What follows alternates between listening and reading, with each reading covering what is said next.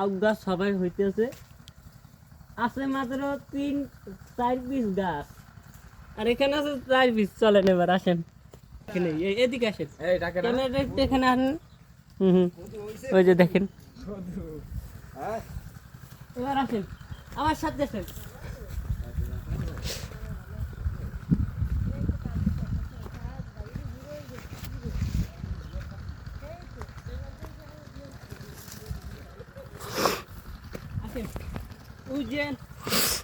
ওখানে আছে 3 পিস বাগুন গাছ, এগুলো বাগুন হয় একটা 1.5 কেজি থেকে 2 কেজি, দেখছেন। আর আছে এই যে আমার আউশ গাছ, এই 5টা দিচ্ছি এখানে। এই যে দেখেন নিচে নিচে ভিডিও করেন, এই কয়টা গাছ হয়েছে, ঠিক আছে। এবার আসেন আরো দেখাবো, এই যে সুপারি গাছ, এই সামনের বছরে আর সুপারি হবে। আর এই বেল গাছে এবার হয়েছে, একটা বেল গাছ হয়েছে 50টার উপরে, এই দুইটা হয়েছে 120টা বেল। আরো একটা আছে বেল গাছ, ওই যে এটা হয়েছে এবার 42টা বেল গাছ, বেল, ঠিক আছে।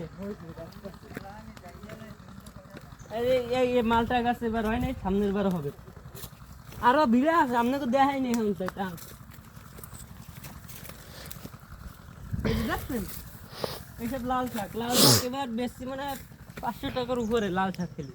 এই 1 লাইন দেয়, 2 লাইন দিয়ে মেলা লাল শাক বেচছে, এখন তো নাই রাস্তায় গেলে। আর এই মিষ্টি কুমার গাছ আর এই বাগুন গাছ লাগাইছে এখানেও, এই দেখছেন। এই তারপর আবার আমার এইগুলো ধানে এবার ক্ষতি হয়েছে বেশি, ধানে আমার ধান এবার ভালো হয় নাই।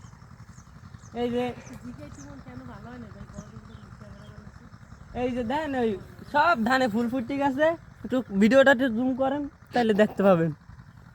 দেখেন ওই যে, ওই দেখছেন ফুল ফুটে গেছে। এবার আমার এই জমিটা ভালো ধান হয় নাই, কিন্তু ওই জমিটা আবার ভালো হয়েছে। কারণ এই জমিতে ভালো ধান না হওয়ার কারণ, এই জমিতে কারণ এই ফুল পড়ছে, ফুলের জন্য ধান হালকা হয়ে যায়।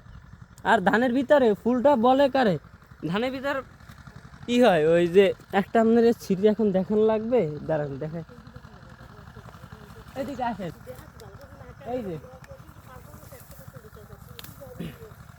এই যে দেখতে পাচ্ছেন, এই একটা এইটার ভিতর কি দেখবেন, ভিতরে খৈন্যাখান হয়ে গেছে, এই যে দেখতে পাচ্ছেন। তো এটা প্রতিরোধ করার, হ্যাঁ এটা প্রতিরোধ করার উপায় কি? এটা প্রতিরোধ করা ঔষধ ভালো যদি করা হয়তো, আপনার স্প্রে করা যাইতো, তাইলে এটা তো ভালো হইতো। তাও করার মতো বাইরে, এতে পড়ছে কোন। আর ধানটা আরো আগে দেওয়া উচিত ছিল।